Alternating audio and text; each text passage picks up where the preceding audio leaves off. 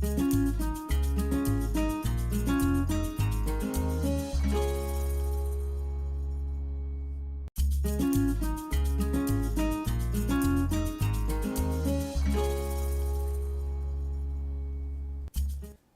woman can do it all. Good morning and welcome to your favorite breakfast show, that is Smell the Coffee. I am Glenora Shipora, and today I will be flying solo, but not entirely, as I will be carrying the women who has shaped my life, who has inspired me and brought me here on this show.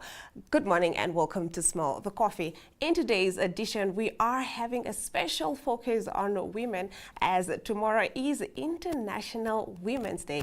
We're celebrating women. We're having conversation about the women that have shaped history, shaped our lives, and continue to inspire us. As we mark International Women's Day, we honor the trailblazers, the change makers, the everyday heroes, women who have shaped history, uplifted communities, and continue to break barriers. Whether it's the courage of Rosa Parks, the brilliance of Marie Curie, or the unstoppable spirit of the women right here in Namibia. Today is all about celebrating their impact. So grab your coffee, sit back, and join me as we dive into powerful stories, inspiring quotes, and reflection on the incredible women who make the world a better place. We'll be right back after this. Welcome to My.NA Cars, your ultimate destination for everything automotive. I am your host, Diana Master. Teamwork makes the dream work, right? Discover the latest models, innovative technologies, and expert insights from our passionate hosts. Learn essential maintenance tips and get exclusive behind-the-scenes access to the automotive industry. Don't miss My.NA Cars on NTV every Thursday at 2100 hours. Tune in and ignite your passion for automobiles.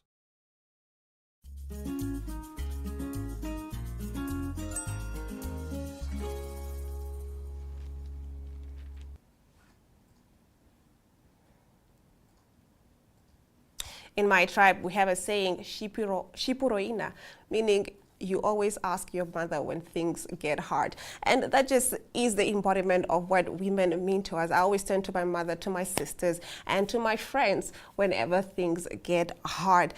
In today's edition of Smell the Coffee, we are doing something a little bit different. We are taking a look at international inspirational women stories from all over the world, be it from Namibia or from around the world and throughout history. Starting us off, we are with Wangari Maathai, who was born in 1940 and died in 2011. She was an environmental champion. Wangari Maathai was the first African woman to win the Nobel Peace Prize for her work in sustainable development and women's rights. She funded the Green Belt movement, empowering women in Kenya to plant trees to combat deforestation and poverty. Truly remarkable. Her message is women can be powerful change makers for the environment and their communities. Up next is Rosa Parks, born in 1913 and died in 2005. She is the mother of a civil rights movement. In 1995, Rosa Parks refused to give up her seat on a bus in Montgomery, Alabama, sparking the civil rights movement. Her quiet courage led to a major fight against racial segregation. Her message, one act of defiance can change history. Truly, truly very true.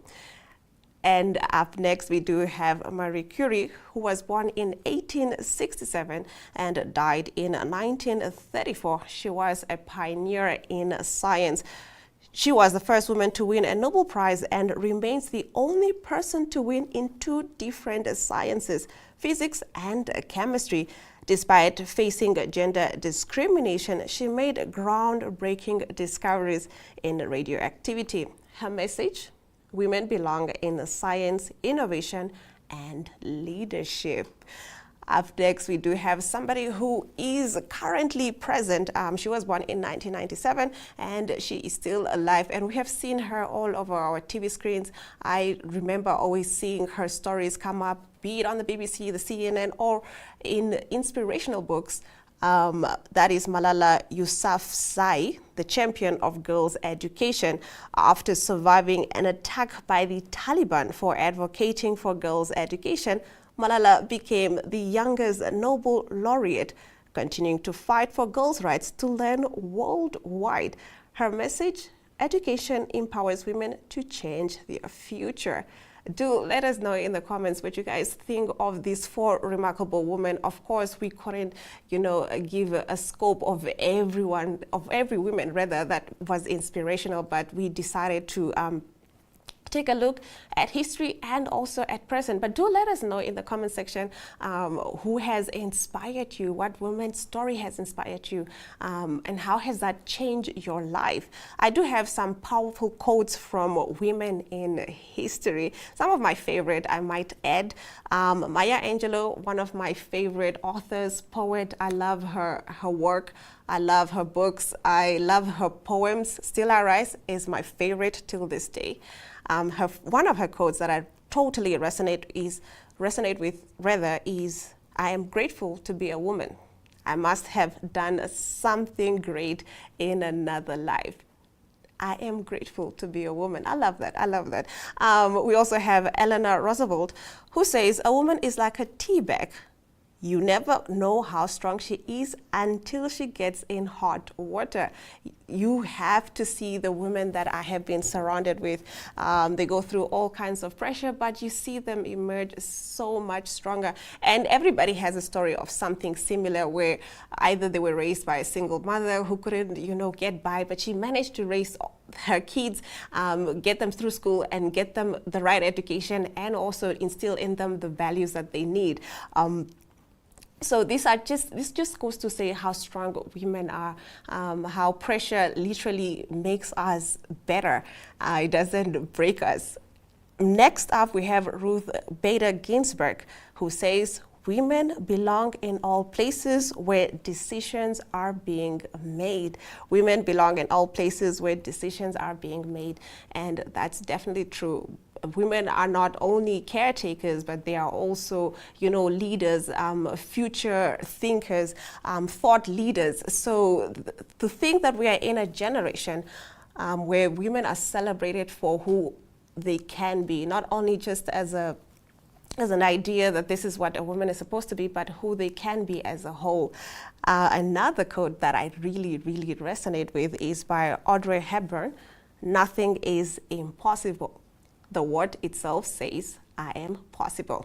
Nothing is impossible. The word itself says, I am possible. This is truly, truly inspiring.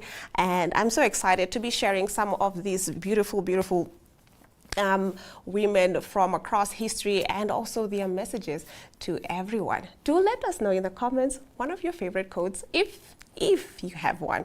And also if something that I said here resonated with you, do let us know.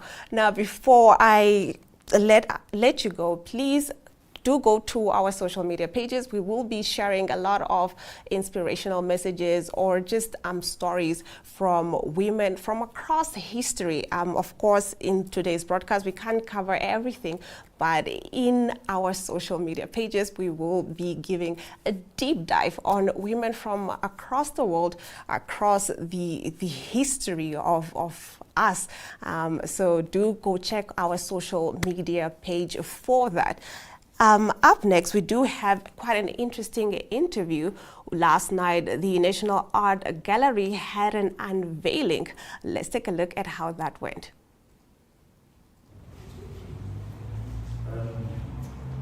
Yeah, this is a very exciting thing. It's a historic moment, not only for us, but it's for Namibia as a whole. We're going to amaze you. We're going to put Namibia on the map with things which you will be seeing there. Things which you think is impossible, but we show you that it is possible. It will really put the Namibian art scene on the map worldwide. As I said, it's a historic moment, but let me start with a date, 1957, was a date when Mr. McEwen was the first director of Harare Art Gallery in Zimbabwe. He opened the first exhibition of stone art in Zimbabwe. And since then, the Zimbabwean stone art has excelled, and they are world known in everything. And that has actually inspired me or us to see what we can do. The thing is, Africa is not really known about stone art. Normally it's clay or brick, clay or grass or stone, wood and so on, but not really stone. And if stone, it has been just dented in because stone is hard. So just to give some history background for myself, my father was a building contractor here, and he did, his speciality was terrazzo, which is like that floor down there, or that wall piece there. Terrazzo is a mixture of marble and cement, and that is probably where I got my thing into marble and knowing that marble is what marble is. So when thereafter I went to university in Port Elizabeth, which is now in Nelson Mandela Bay. Did my architecture degree there. Then I went to UCT, did my urban design and city planning degree. Please note, I skipped the town planning portion, went straight for city planning. And then we left for Germany to get some external or foreign experience. And there we stayed in this town which is called Bamberg. Bamberg is about 1,200 years ago old, and it hasn't been destroyed during the World War. So everything is still there since the first day. And what I noticed was that many of the buildings have things on them, like sculptures, human beings, animals. In the churches there's things, and that's when I realized, our architecture has become very poor, has lost its soul in a way. And I wanted to reintroduce that. So I did some sculpture courses there. Then I joined a community which does sculpture work. And thereafter I came back to Windhoek, to Namibia, and started working here. And I said to myself, the buildings which I'm going to do are going to have a sculpture on them, whether the owner likes it or not. So, so some have agreed, some didn't. But overall, I think it's going to pick up, and those sculptures will be in marble. And so whilst I was tinkering on there, working on the stones, I thought, now, why not do some value addition and skills transfer? I mean, it would be useless for me just to tick on there, and the sculptures never get finished.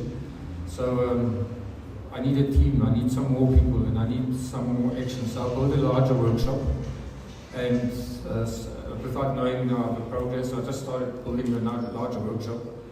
And then I said, okay, now how do you get the sculptors? So I advertised in the newspapers, and there were only two people who answered, and one of them was Ngave and Henry Kutsia.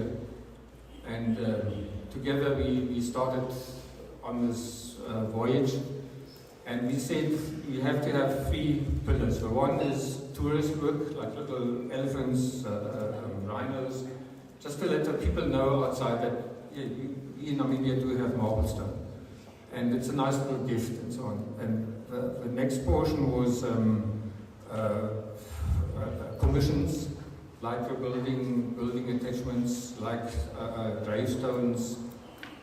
But we did everything until people were starting to come and asking for aeroplanes and sewing machines and things like that. And I said, it is taking it a bit far. But but I always battled with the idea now. What is Namibia? What is Namibian art? What puts us apart from everybody else? Like the Zimbabweans, they have now this certain style. You see a Zimbabwean style artwork from far. It has a particular way the way they do things, and it has this mystique, and it has this how do you call it? spirituality in them and so on. And what did we have? What can we say? This is typical Namibian, and there's not really much. So I started thinking of what can we do. So I came up with the idea: how about combining man and animal? We have the oldest people in the world, the Bushmen, and we have one of the biggest variety of wild animals. So why not combine those two and make that something? So we had the sculptures with the horns, and Gavin even won a third prize in the last Banvintuk Biennale. And but the problem was that we started getting backlash. People started calling us Satanistic, Baphomet preachers or religion. There were even people who were threatening to close their accounts at Banvintuk because of this horned thing there and so on. But the other problem was also that it was too heavy. The sculptures were becoming too heavy. So I started thinking, what else can we do?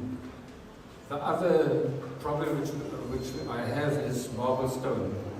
Now, if you think marble stone, you think Italy, you think Greece, you think Spain. They have big quarries, and when they have these artists who have Michelangelo, you know, who would say Africa has marble stone? And it just goes even that far.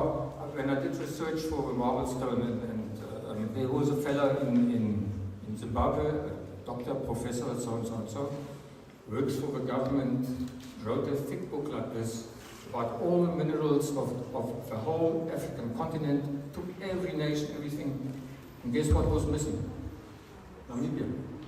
Namibia doesn't have any marble stone. So that got me a bit upset, you know. Like, these guys are next door, how could he not know that we have marble stone? So it was a bit of a challenge to what are we going to do now, what am I going to, how are we going to change this? In the meantime, it was Sitole, no, it was Isai who came from the College of the Arts, followed by Sitole, and later on from William, joined us. So we were a larger team, we were starting to grow. And so I thought, you know, sometimes things happen. Out of the blue, if you think things, the energies outside there, they will happen. And so two things happened. One was a friend of mine posted a video of a fashion show where the mannequin was completely covered in some gel-like something, a gel thing. So when this person walked there, this whole thing moved graciously. Like, you know, and I thought, you know, we must do something like that, something which flows and so on. And the other thing which happened was this thing. This comes from a palm tree. This is where the dates grow in, and then once they grow out, this thing pops out and it falls down, and this almost fell on my head. It's almost a story like Sir Isaac Newton, where the apple fell on his head and he invented the gravity, you know. So this thing here, and I thought, I turned it and I said, you know, this is actually it. You know, you have volume, and yet you are also thin. Yet you have also spaces. You can, every time you turn it, it looks different, and the shadows of it change. And so that thing started revolving in my head. And then I got the team together and I showed them books of Barbara Happer, of Henry Moore, also Dirk Berner, and the latest one, Pablo Achigui, something like that. It's an Uruguayan. And I said, we must go in that direction. And I showed them also the video of that mannequin and so on. And I also showed them what I don't want. I got a book from Picasso and his his sculptures at Uncle Spike's, a second-hand book, and I said, I don't want any expressionist stuff.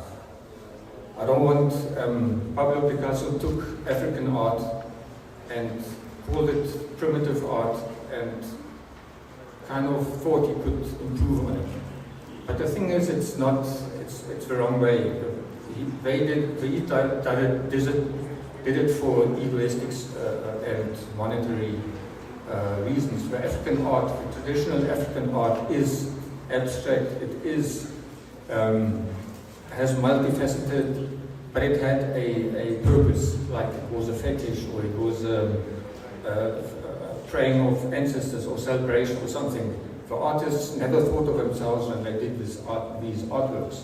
But now they are there and then they are being manipulated into something else.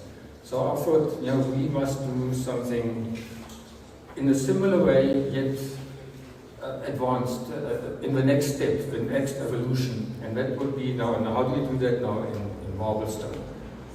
And I must say, whilst we are doing these sculptures, I firmly believe that there are energies around us, there are things here which guide us. And I believe that they guided us also. They guided the tools, they guided the hands. And often when I see them, or when they're done with the sculpture, and ask them, now, did you do it? Or did somebody else do it? And then they step back and say, I didn't know how this thing worked out, it was something there. So you will see now in the sculptures there, it is something extraordinary, I myself have to say that. They are light, they are delicate, they are like creatures, and this is only the beginning. We are only starting off with our experiment, with our journey.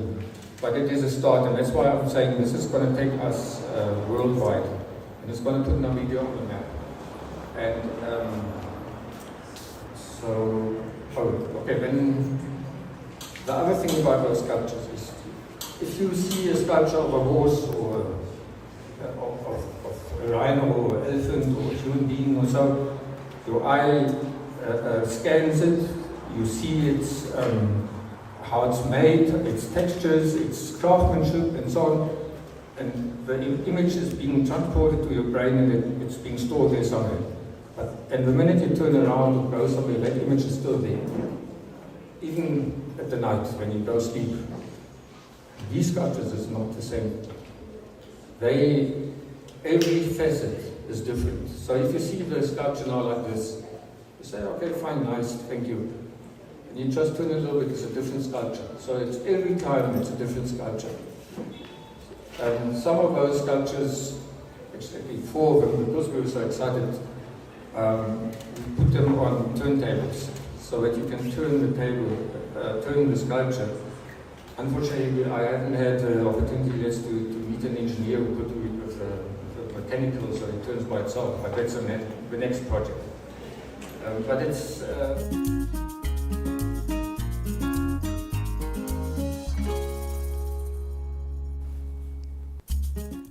Now, before we wrap up the show, I do want to read a poem, or 2 poems rather, from one of my favorite poets and author. I did mention it earlier. That is Maya Angelou. The first one is titled, Phenomenal Woman. Pretty women wonder where my secret lies. I'm not cute or built to suit a fashion model size. But when I start to tell them, they think I am telling lies. I say, it's in the reach of my arms, the span of my hips, the stride of my step, the curl of my lips. I am a woman, phenomenal woman. That's me. I walk into a room just as cool as you please, and to a man, the fellows stand or fall down on their knees. Then they swarm around me, a hive of honeybees. I say it's the fire in my eyes and the flesh of my teeth, the swing in my waist and the joy in my feet. I am a woman, phenomenal woman. That's me.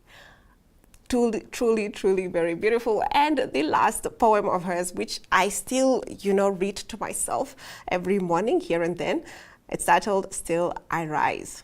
You may write me down in history with your bitter, twisted lies. You may trot me in the very dirt, but still like dust, I'll rise. Does my sassiness upset you? Why are you beset with gloom? 'Cause I walk like I've got oil wells pumping in my living room? Just like moons and like suns with the certainty of tides, just like hopes springing high, still I'll rise. Did you want to see me broken? Bowed head and lowered eyes, shoulders falling down like teardrops, weakened by my soulful cries. Does my haughtiness offend you?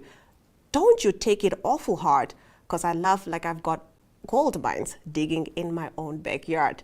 You may shoot me with your words, you may cut me with your eyes, you may kill me with your hatefulness, but still, like air, I'll rise.